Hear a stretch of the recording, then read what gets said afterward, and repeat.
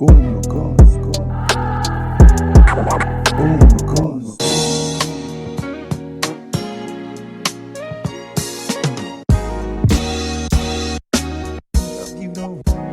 Gooner fam, what's good? We're back with Kyle, our Durban Gooner. He's here to chat with us about last night's Dundalk game where we actually played quite well. A really good game, and then building up into Burnley. So yeah, Kyle, welcome back. Always good to have you on. So yeah, let's just get straight into it, man. Might as well, because yesterday's game was quite exciting. A lot of, I would say, a fair bit of talking points from the youngsters. So, what did you make of the game, and who was your like outstanding player, and what did you like from what you saw from the guys? Yeah, man. So based on the performance, like what I definitely want to say is, um, I still can't believe that that's an Arsenal team that I'm watching. I mean, if you look at our attacking play that we have in the Europa and we compare that to our attacking play in the league, it's almost it's like separate teams. But again, it is almost two separate teams. The players that play there almost never get a look in the league as well. As we see, like Mary looking as well. I think overall, like we got our objectives. I mean, we wanted to have 6 from 6. That's exactly what we did. It's a high scoring game again. But I think one thing to take note of, let's not get carried away, it is like the opposition as well in the groups that we have. We were expected to kind of get that. So I wouldn't get too carried away with what essentially we did the job of what we were trying to do before when we set out from a group stage. But I think the negative for me, and again, it's something we have to consider, is the fact that against a side like that, we're conceding 2 goals. It's definitely something that we have to like point out as well. I mean, some people say, "Oh no, but it's not our first team defense." But if I look at a lot of those players, they're knocking on the door. I mean, Chambers, he was a steady outfit in the league until he got his injury. We look at Pablo Mari; he's potentially the guy that might play in place of Luis going forward. Again, another Arteta signing. So obviously he's seen something in him that he likes. So again, if I look at the defense that we played, potentially that might be some of our starters that we're going. And the other worrying thing for me, and I don't know if anyone else kind of looks at it like this, the guy Runnison in goal, he's basically our backup for Leno. I was And also it's a bit thinking worrying because, yeah, it's a bit worrying. I mean, like if we had to think about it last season, I mean, we had the luck of having Martinez as a backup, and he kind of stepped through and shone. I think, and it happened around this time as well. So the nervous thing that I would say is like what would happen if something had happened to Leno in the league? I mean, that guy is going to be playing for us. Again, I haven't seen much of him, but what I have seen doesn't really fill me with confidence. It doesn't show me that he's ready for that type of role. Maybe he will step into the role. I don't know, but I think for me, I think that's some of the negatives, but I don't want to dwell too much on that. I'll speak about the positives and the players, like you said. Again, yeah, 4 goals. The guys that I really stood out for me, obviously, like Emil Smith Rowe, I enjoyed. What I loved about him, every single thing that he did was forward. He didn't ever look back. It was always, let's go forward, let's go forward, let's go forward. I love that. I think we also have to, again, another decent performance from Pepe, looked lively as well. I mean, a good goal from Ketia. We have to speak about that. I know everyone's talking about it today. He's our top scorer, I think, in all competitions for Arsenal, which is I was shocked when I saw that he wouldn't actually. So he does get the goals again, but I still think he's probably due for a loan, to be fair. Yeah, the other shining light, I mean, we saw some of the guys as he's in midfield that came on. Again, Willock, another good game. And, we look at our Arsenal midfield, our biggest lack, we lack goals. So, I mean, Willock gets those goals, and he's playing Europa. He's banging the goals from midfield. It's something we have lacked. The other thing as well, I think one of the brightest players that I've seen, and I definitely would like to get more opportunities, is obviously Balogun. I'm impressed with him. I love his hold-up play. I saw a few times with Paul. I mean, if you look at the assist for Willock's goal, holding up the ball, laying it off, I was very impressed in that, because I feel like from Eddie we don't really get that. I think he's shoved too easily from that perspective. But yeah, a lot of positives. Again, like I said in previous interviews, I think just less pressure for the boys so they can go out and express themselves, and that's we know what they can do, and that's why I think it's a bit frustrating for us when we go look in the league, because some of those players that are around their team would go in the league and they probably don't perform to those levels. I'm thinking back to like Willock. We didn't see that type of confidence drive when we saw him playing in the league. So yeah, that's just the only thing that I just have to mention. But yeah, great performance.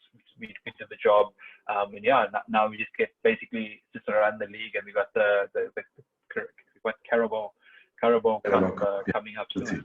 So yeah, that's looking forward to what's to come.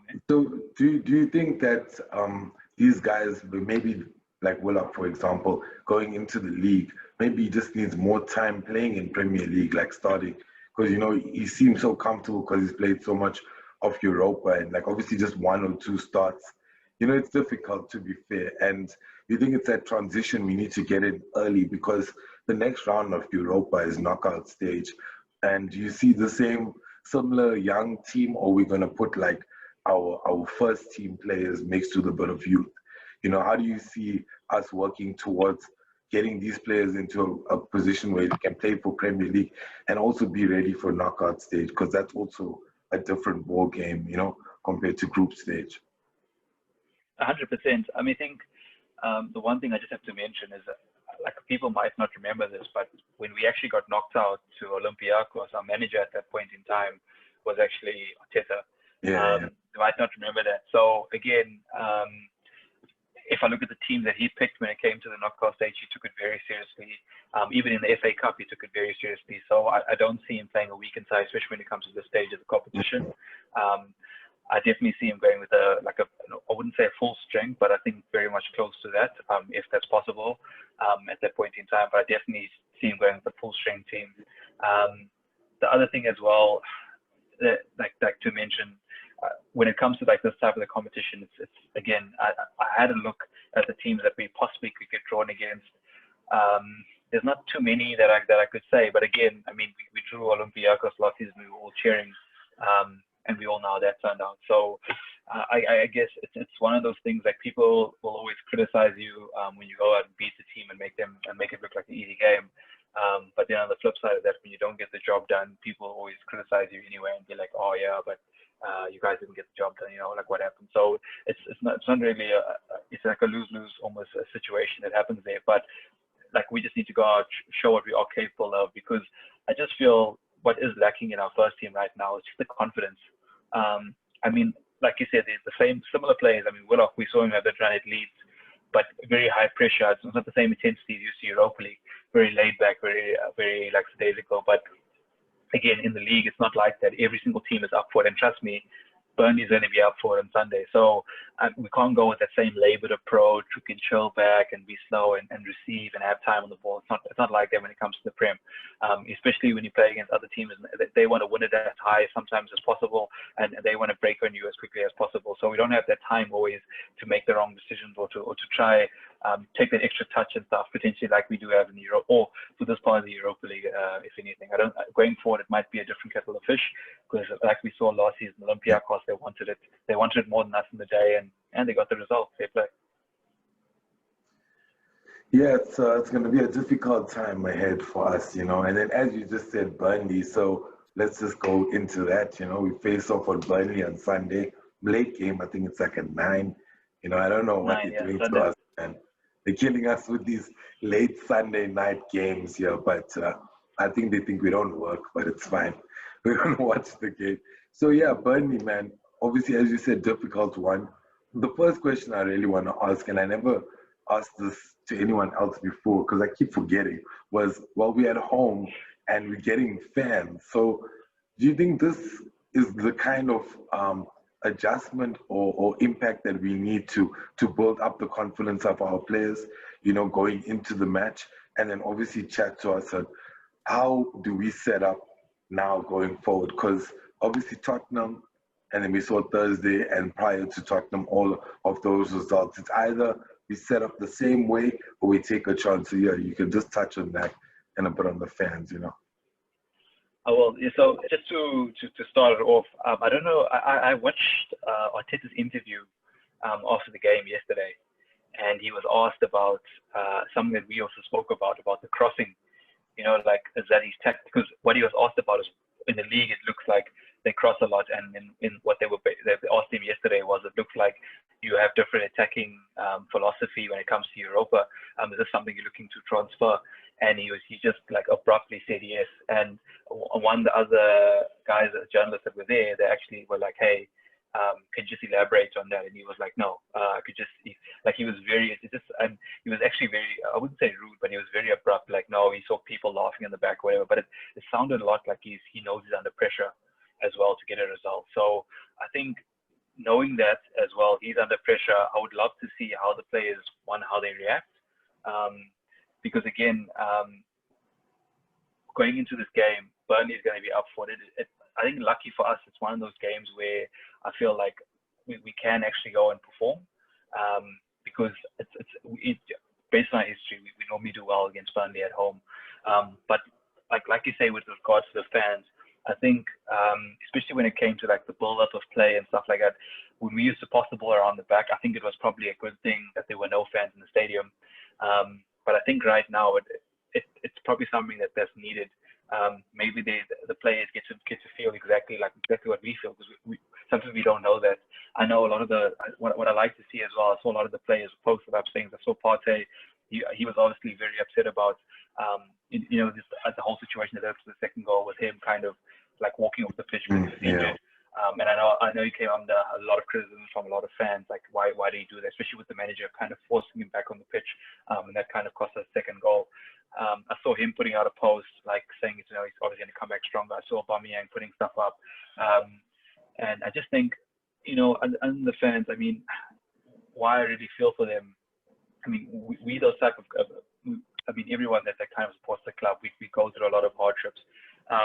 And it was actually something that I was talking to some of the guys today about, and I'm like, I think for the first time, I mean, I've been supporting Arsenal for like ages. Like you said, we go back to almost campus days, but why this is like probably the first time where like I'm actually not looking forward to football. I don't get excited like when the league comes and we're playing Burnley. I don't get excited. Like I couldn't remember every single Arsenal game where it was. Like now it's almost like I've lost interest, and I don't know if that's like Arteta is doing fully, but I feel like this team that like for everything that we give to the team, I don't feel it's like reciprocated back to us. And why that's and that's why I'm saying like maybe with the fans being in the stadium, they get to see that, because trust me, if they go away to Burnley and they don't get a result, again, I don't know which tier of fans that are getting in there. They might just get all the people that aren't going to be like that. But as more fans come back in the stadium, that pressure starts to build in the stadium. And trust me, I mean, if I remember it was the Sporting team, Sporting Lisbon team back in I think it was like a few seasons ago, where they actually attacked the team going to training. And I mean, I don't know if we're going to get to that stage, but I mean, like the fans are infuriated right now. And I think one of the frustrating things, I was literally on YouTube today, and I see Arsenal are posting this nice grand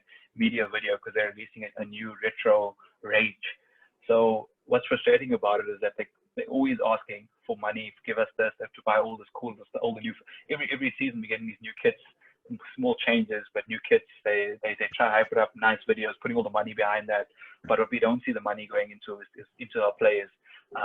And I was actually having I was mentioning to one of the guys today, I was chatting there, and I was like, I look back at like Wenger as well speaks about it, like, our move to the Emirates is something we needed to get more revenue and everything about it. But I always ask myself, like, was that cost too much to pay because I feel like what have we actually gotten back from our move? I don't see anything.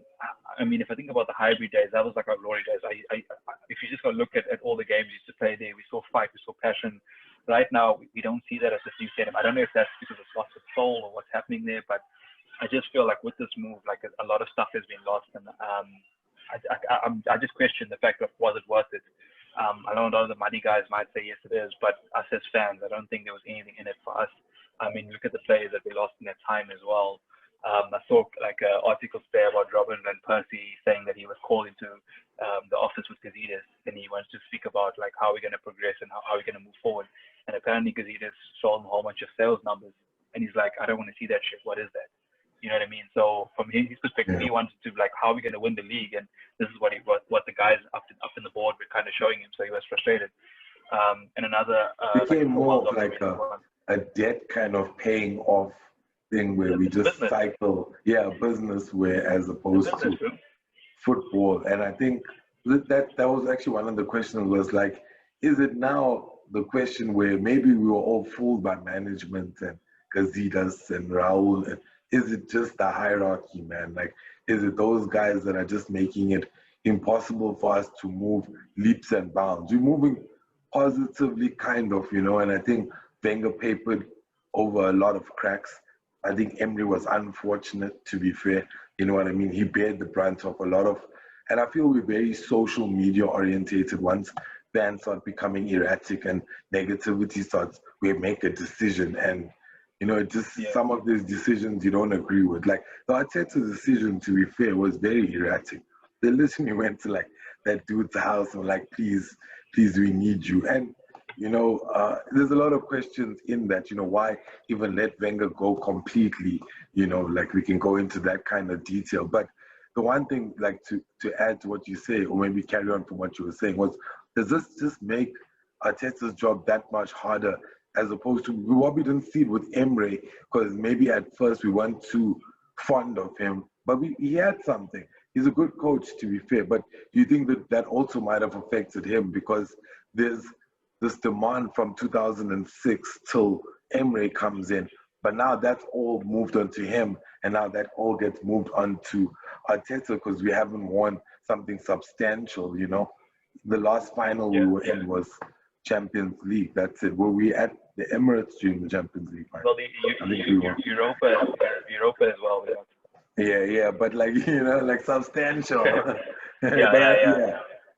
Like okay, that was at least decent enough, But to be fair, we never tasted Europa for like we were drinking that fine wine, So it's also a new side. So yeah, no, sorry to cut you off there, but as you were saying, over the years, and now you're seeing where Arsenal is now, it makes it difficult, Yeah, I jump in there. So, like what you spoke about. So, if you look at I believe the only reason why Wenger was let go, and I don't know if you can recall also at that time, a lot of fans actually started boycotting the games because they're like, I'm not going to watch this. Yeah. Again, it's similar to like how I'm kind of feeling now. It's like I'd rather not watch this. It's not even worth my time at this moment in time because do they even care?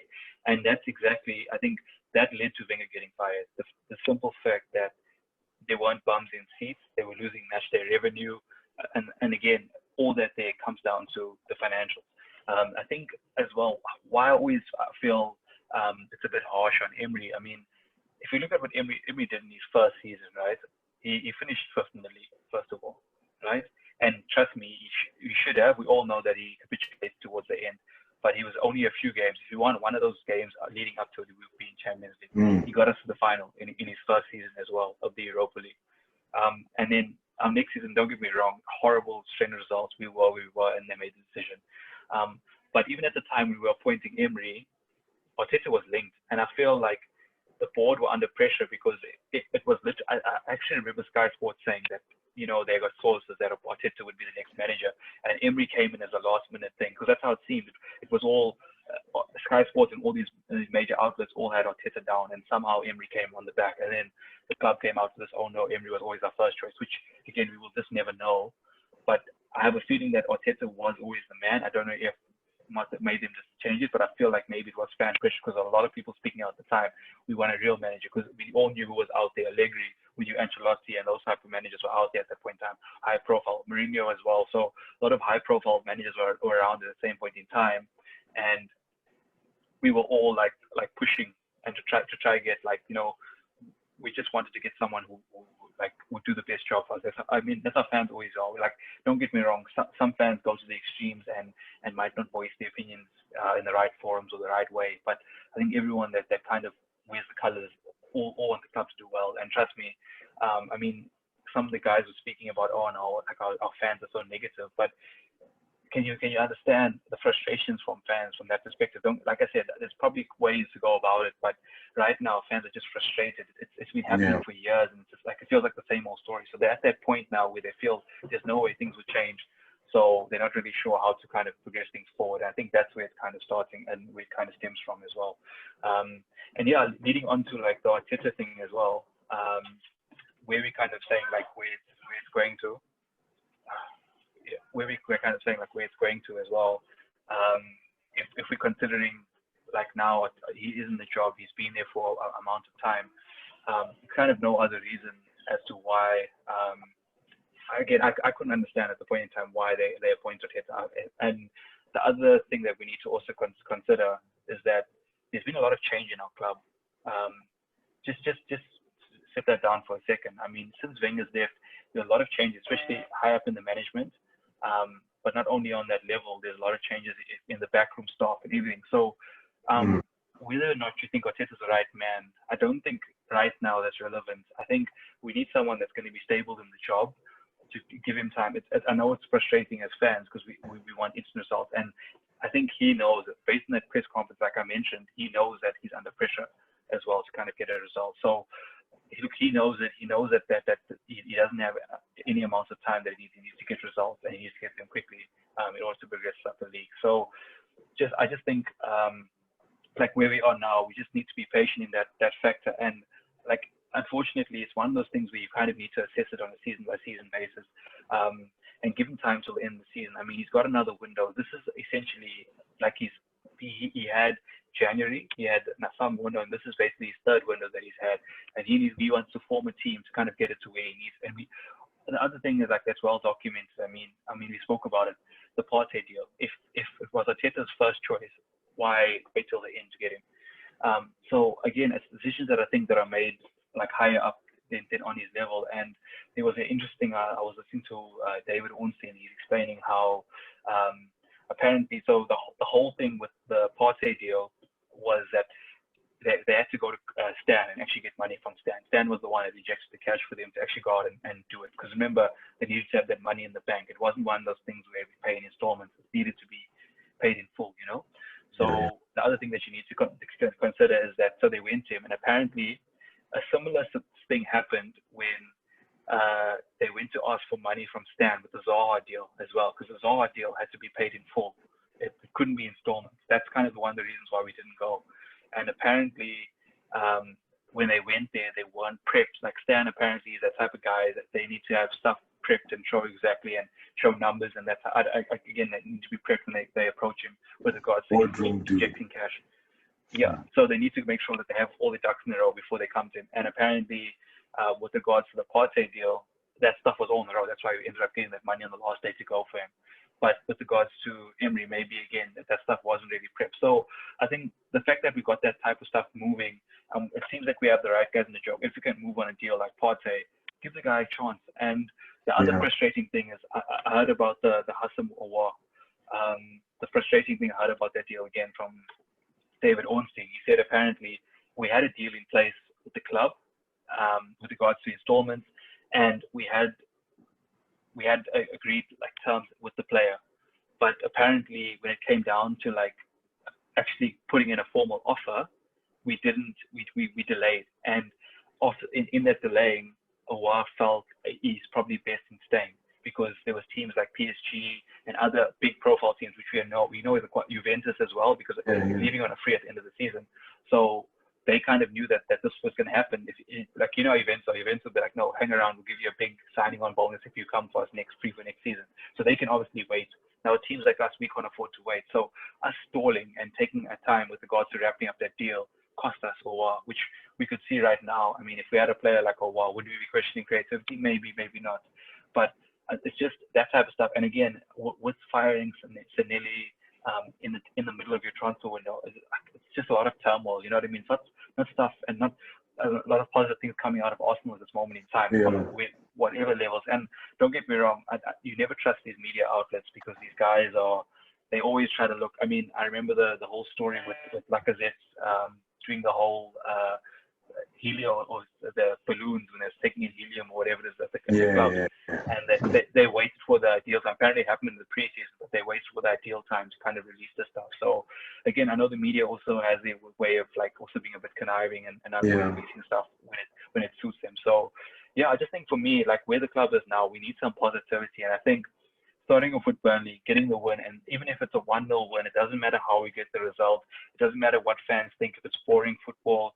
Right now, I think we go back to our three at the back, we build a solid platform, and we walk away with the 3 points, because we cannot afford to. It's fair enough, it's 9 points now, but I feel like we have to keep that gap as low as possible, so that if in Jan we can get a player like how United got Bruno. I mean, they were in a similar position last season. When they got Bruno, pushed them up to, they finished fourth in the league. They just had an amazing run. Bruno, again, he won another player of the season. So, I mean, a player of the month. Barclays player of the month for the last previous month. So we need that type of player, someone that can do that and influence games. And definitely in the market, I feel there are players out there that can do that. Yeah, man. We just have to wait and see. So in terms of Burnley, so just back three guard, just you don't have like a specific tactic or anything you want to use against them, or any player you want to see specifically in the team this week on this Sunday? Well, obviously there are certain players that I'd like to see, but why I'm saying go to a back three, let's get things back to basics. Let's build a platform. Because right now, again, it doesn't matter what formation we're playing right now. It's not working. So I would go back to what worked for us in the cups and everything else. Get that base. It's a platform for us to build. And potentially, I mean, even though we play three at the back, we essentially go to a 4-3-3 on attack. It just gives us a bit of a platform to kind of play off. The other thing that I would just like to mention as well, I mean, I saw Arteta mention in his press conference that, hey, you know what, Saliba looks like he's progressing. Why not throw him in? Again, he can play for us in the league. He can't play in Europa because he wasn't registered. So maybe that's like something different we need, because does Holding, I don't know, does he tick those boxes? Is he that type of player that, I mean, I haven't seen any progress under Arteta when he played, to be fair. Definitely a player that I think that I don't want to see playing as a Hector Bellerin. I feel like he's had his chance. If he plays, I think there's going to be a lot of unrest. The other thing that I noticed as well, I didn't see Willian anywhere near the team. I didn't see Aubameyang. So, chances are that they're probably going to be starting on the weekend, which again is a decision that we have to question if he doesn't go and get a result. I mean, you know, as a manager, you go out, you play Willian and Aubameyang, and all of a sudden he made the best decision ever. But if he goes, he doesn't get a result, people are going to question that decision. Yeah, so Aubameyang has a good goal scoring record against Burnley. I think he has to play, even though I think he's still out of form. And like I said, he did put a post out, so hopefully that's lighting something inside of him. With some fans in the stadium, you know, we get some momentum going, because it's going to be a slow process from us again. It almost feels like it's the same scenario what he's taken over from last season. You know what I mean? He's taking over a team that's got very low morale. So again, this is the type when he came in and he kind of changed that, because we had a lot of big games that we had. Remember, there was the Chelsea game away. There was the United game which he played, and you know what I mean. Like we slowly built and we kept playing like better and better. Funny enough, Chelsea's coming up. So exactly. So it's a similar time of the year. They are absolutely on a different like level to us. And again, that's why I'm saying let's play. I think one of the things that we're finding now is a lot of changes and tinkering from week to week. We speak about the tactics with regards to cross. I promise you, if Burnley are going to go out on Sunday and they see us, we're going to cross the ball, they're going to laugh their heads off, because that's exactly that plays into their hands. They've got big boys in the sense of their park. And that Pope dude is huge. Yeah, Pope's a big boy and he claims everything. So again, if we try to go out and try to hit the ball, I think Burnley will back themselves to play us at their own game, try to beat us, not on a counter-attack, but maybe on a set piece for sure. So they're going to be very happy to sit deep. If you mention the players, I mean, I think obviously Lacazette didn't get any game yesterday, so I have a feeling Lacazette or Aubameyang are going to play.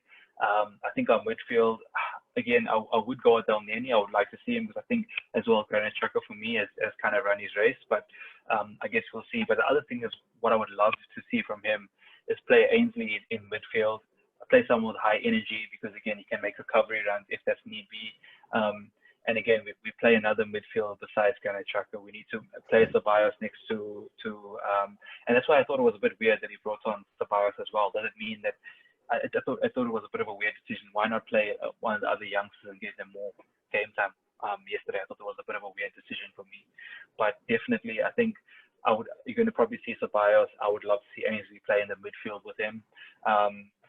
Again, at the back, I want to see Cedric as opposed to Bellerin. We're probably going to see Tierney playing there. Again, if we go with four at the back, I would like to see Tierney. I heard Luiz potentially could be fit.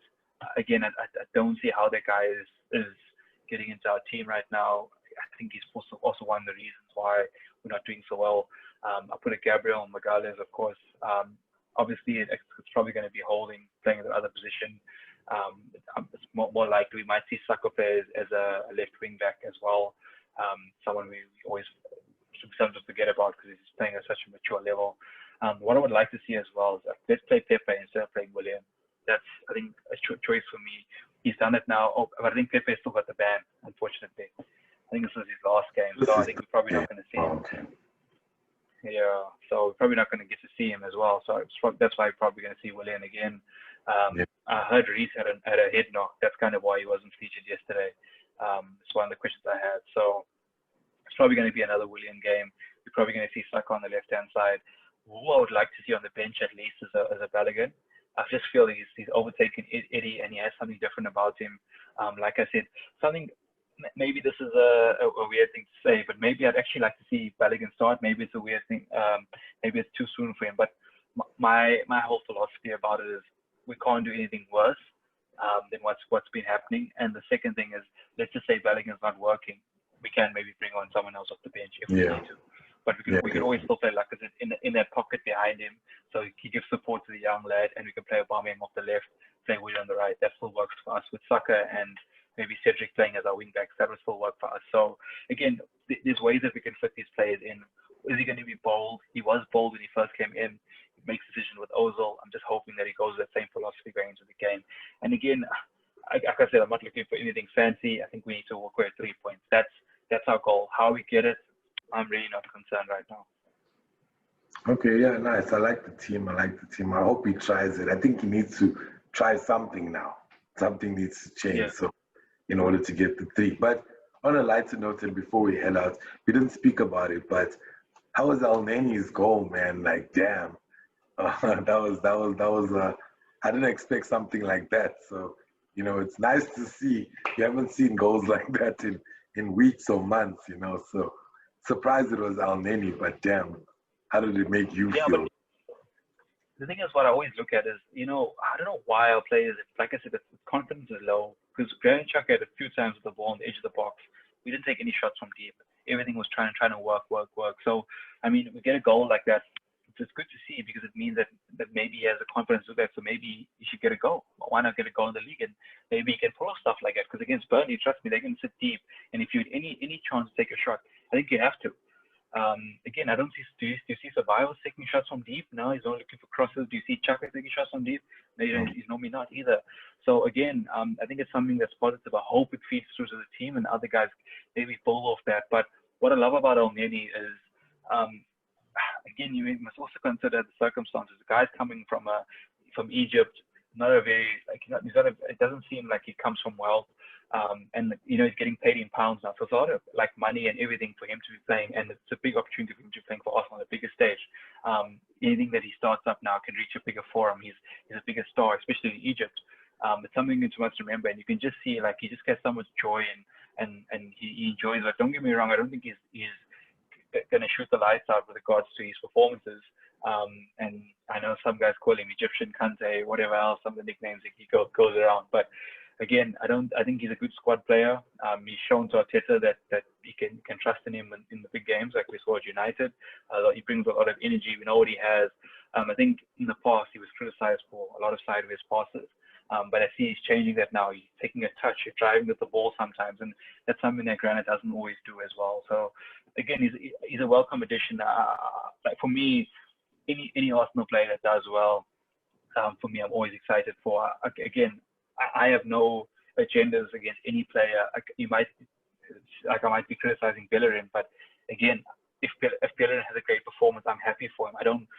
There's no single Arsenal player that I have any agenda against. I just feel I would love if Ozil was playing and giving good performance, I would love it. But unfortunately, it's not. The manager's made a decision. Let's walk past that. You know what I mean? So whatever the manager makes, we kind of have to back him at this stage, and that's I'm still behind the manager. I understand. I know a lot of people are feeling this whole Arteta out. Again, I understand the frustration and the anger.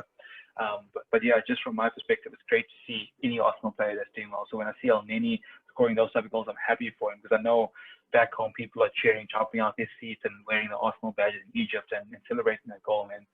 So as much as we might forget it, that football actually unites a lot of us together. especially in our frustrations. I mean, we just have to also take a step back and also enjoy the positives, like you say. Like that was great. You can see how happy he was with it. Even with last week when Lacazette scored his goal, you can see what it meant to him. So I can see it means it, but I just wish that could translate to our league form.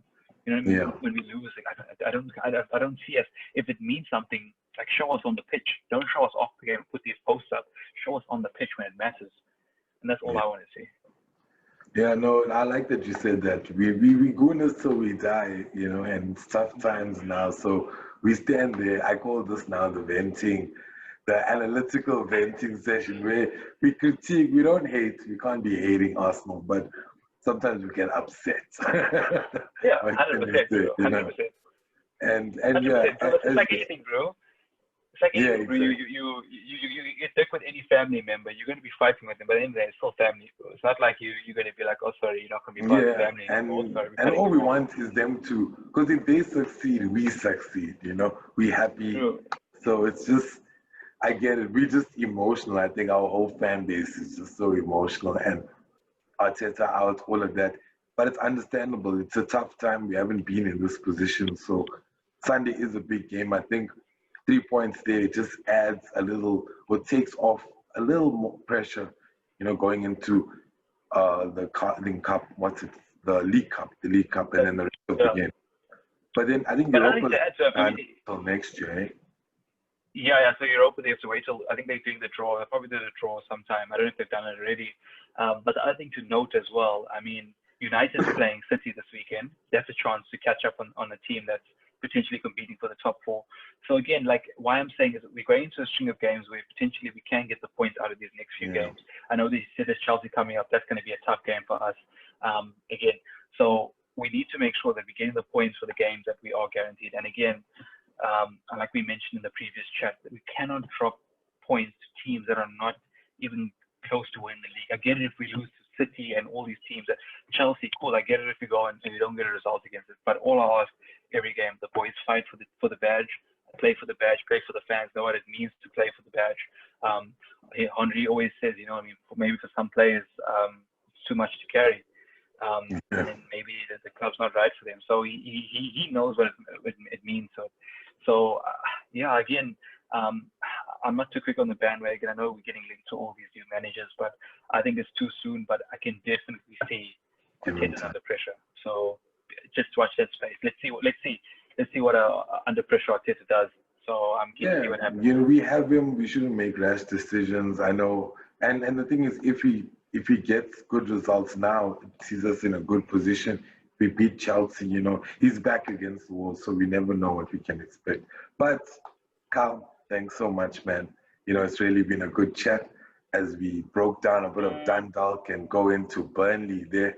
You know, I'm not sure if you'll be around for the game, but maybe we'll catch you afterwards. Hopefully it's a good one, man. Hopefully it's a good one. We need a result here. But yeah, thanks again. It's Kyle, our Durban Gooner. It's me, Keish. We broke down the Dundalk and build up to Burnley this Sunday. It's Gooner Cast SA. We out.